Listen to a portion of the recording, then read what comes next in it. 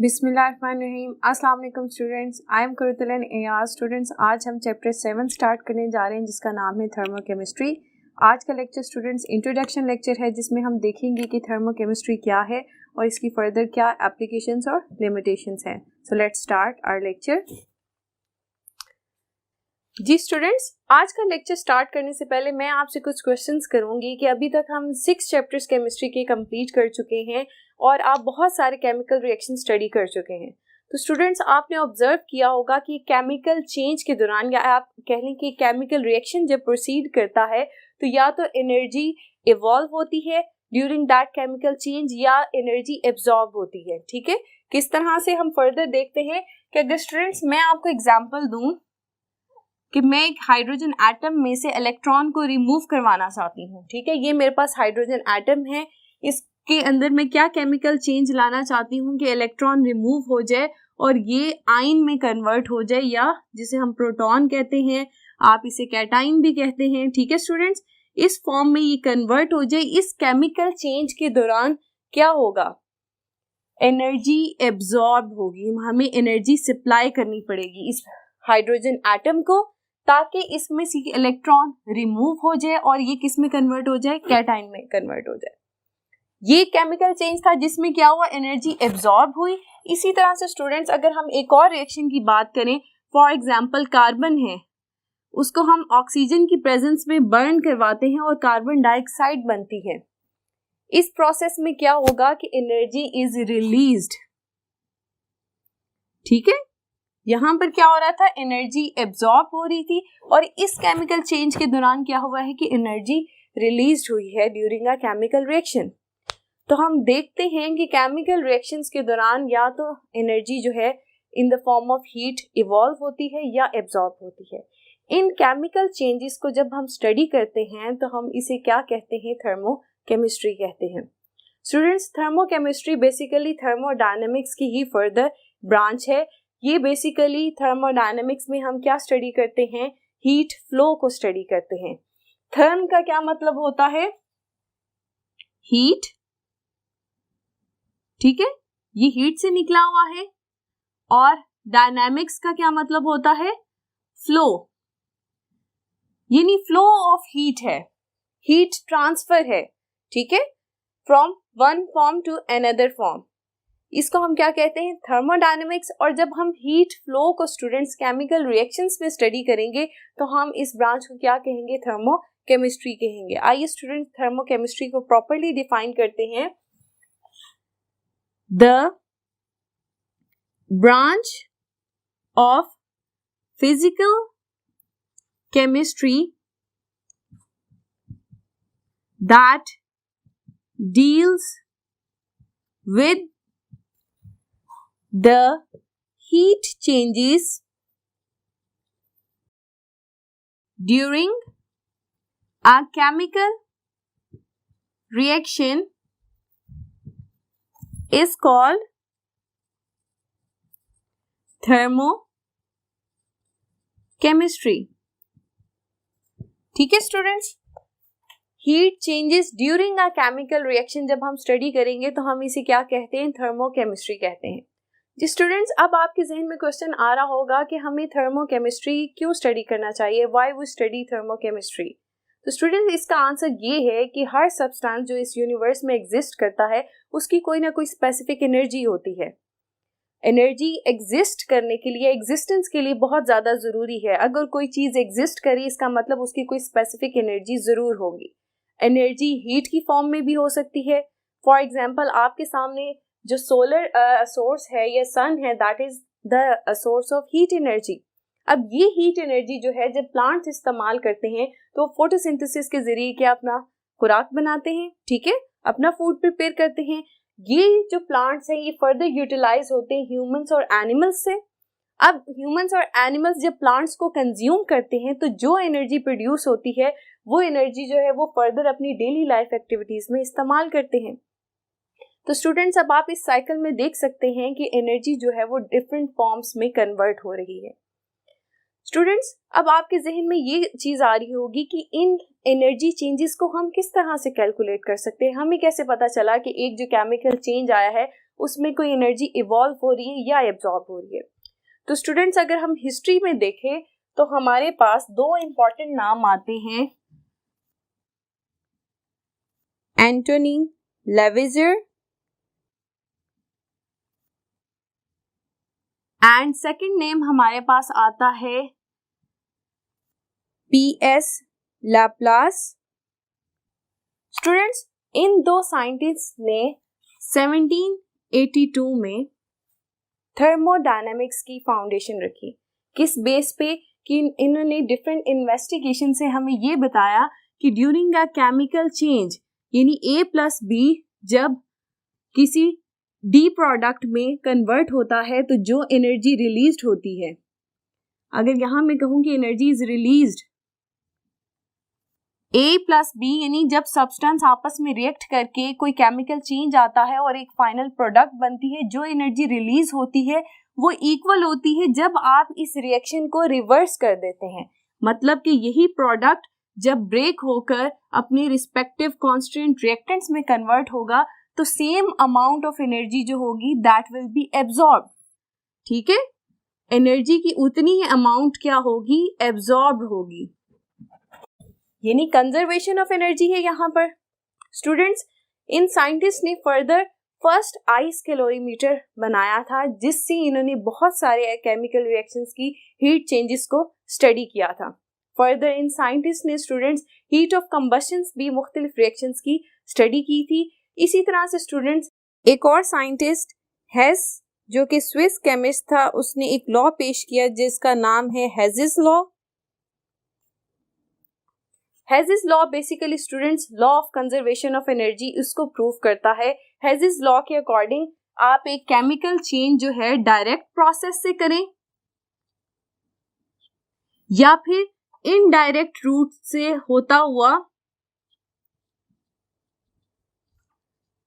वो chemical change proceed करे तो ओवरऑल एनर्जी जो होती है वो सेम रहती है।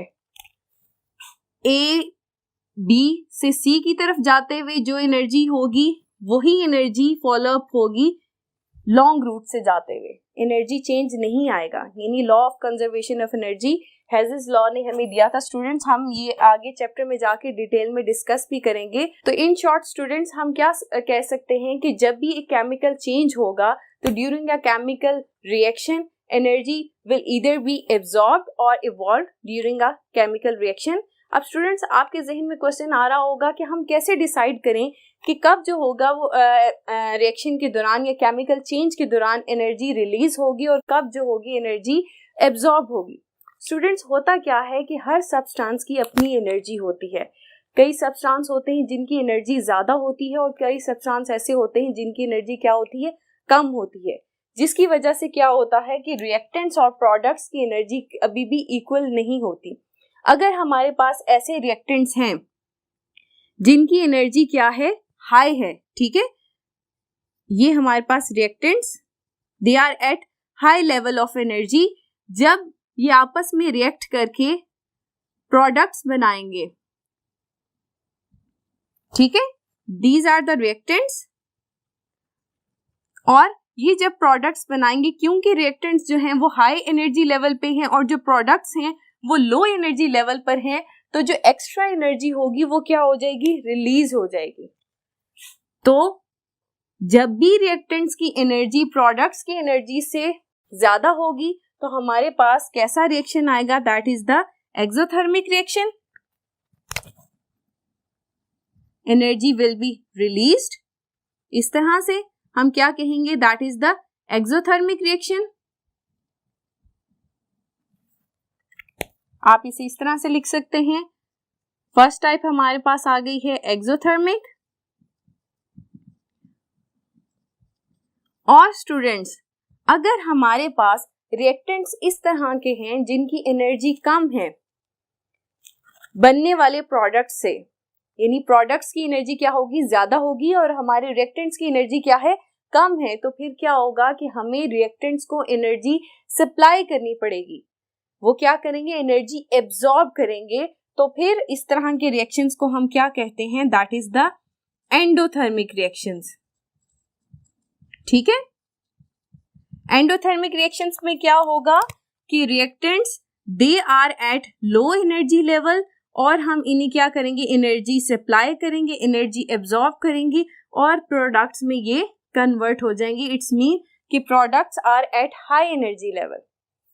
स्टूडेंट्स, अब आपके जहन में एक और क्वेश्चन आएगा कि ये जो हम कह रहे हैं कि एनर्जी इज रिलीज्ड और एनर्जी इज एब्जॉर्ब्ड, ये एनर्जी कहाँ रिलीज हो रही है और ये एनर्जी कहाँ से एब्जॉर्ब हो रही है. स्टूडेंट्स, हम इनको दो टर्मिनोलॉजी से एक्सप्लेन कर सकते हैं जो हम अपने नेक्स्ट लेक्चर में भी फर्दर एक्सप्लेन करेंगे, that is system and surrounding. थोड़ा सा यहाँ पर मैं आपको इंट्रो दे दूं, फर्दर आप नेक्स्ट लेक्चर में इसको डिटेल में डिस्कस करेंगे विद एग्जांपल्स. छोटी सी बात स्टूडेंट्स आपने याद रखनी है कि जो हमारी यूनिवर्स है, इसका कोई भी पार्ट, किसी भी चीज को जब आप स्टडी करना चाहें तो हम उसे क्या कहते हैं, दैट इज आवर सिस्टम. वो कोई भी चीज हो सकती है, उस स्पेसिफिक चीज को आप वो लिक्विड भी ले सकते हैं, सॉलिड भी ले सकते हैं, वो गैस भी ले सकते हैं. जो भी चीज अंडर कंसिडरेशन होगी, अंडर स्टडी होगी, उसके अंदर आप केमिकल चेंजेस को स्टडी करना चाहेंगे, उसे आप सिंपली सिस्टम कह देंगे. और यूनिवर्स का बाकी पार्ट जो सिस्टम को सराउंड करेगा, वो कुछ भी हो सकता है, लिविंग थिंग हो सकती है, नॉन लिविंग थिंग हो सकती है, that becomes its surrounding. System that is under consideration और जो चीजें सिस्टम को सराउंड करेंगी दैट इज इट्स सराउंडिंग.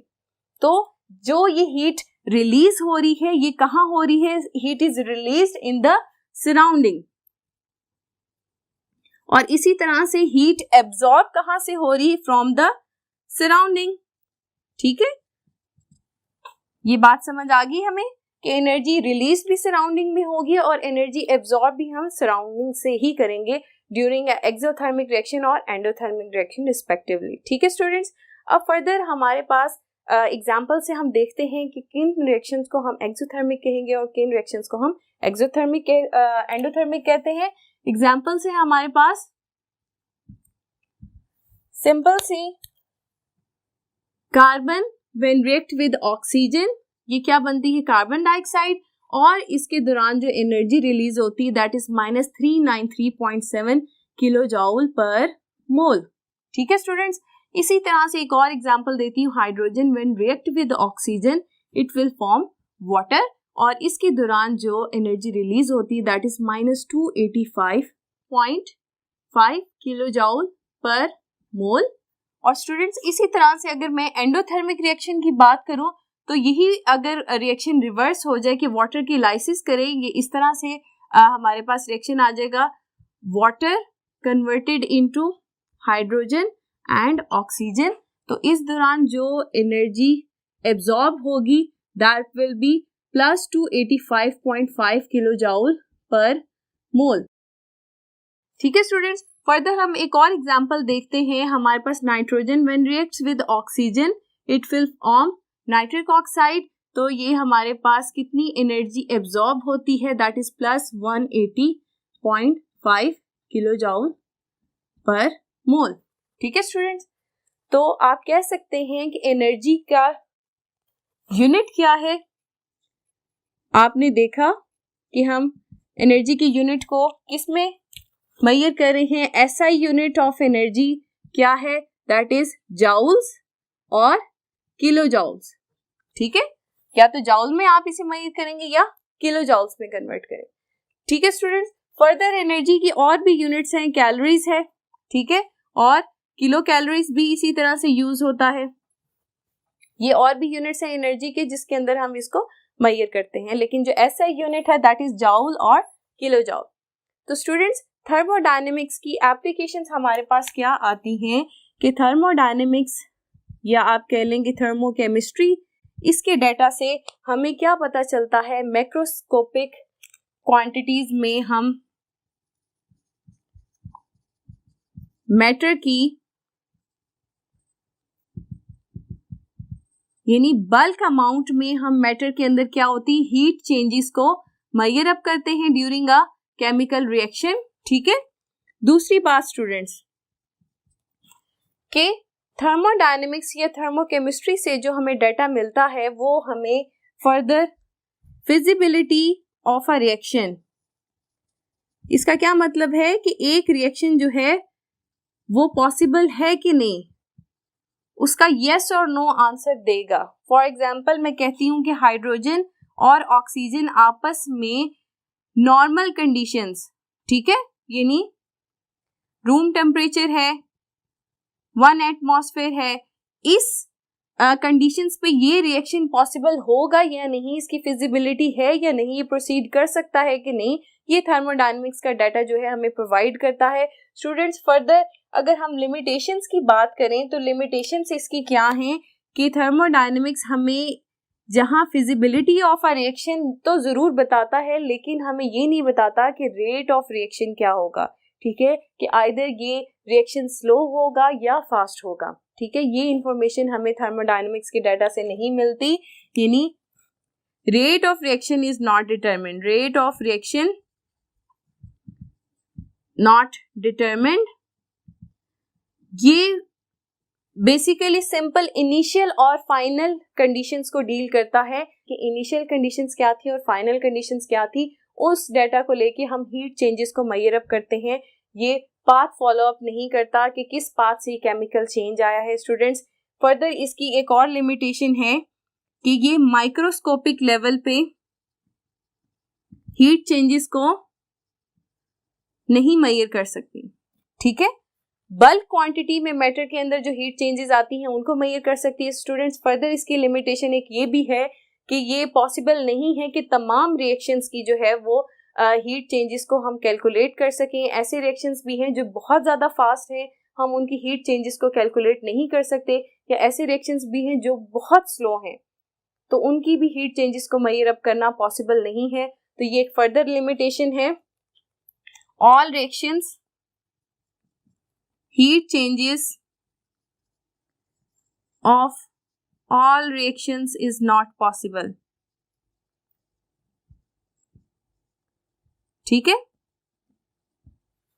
तो ये इसके लिमिटेशंस हैं और हमने इसकी एप्लीकेशंस भी देखी थर्मोडायनेमिक्स की। फर्दर स्टूडेंट्स आप नेक्स्ट लेक्चर्स में डिटेल में डिस्कस करेंगे डिफरेंट टर्मिनोलॉजीज को, सिस्टम सराउंडिंग स्टेट फंक्शंस को, एंथैल्पीज को, और आप फर्स्ट लॉ ऑफ थर्मोडायनेमिक्स भी इस लेक्चर में स्टडी करेंगे जो कि basically law of conservation of energy को डिफाइन करता है। स्टूडेंट्स यहाँ पर हमारा आज का लेक्चर खत्म होता है। अपना बहुत सा ख्याल रखिए। अल्लाह हाफिज।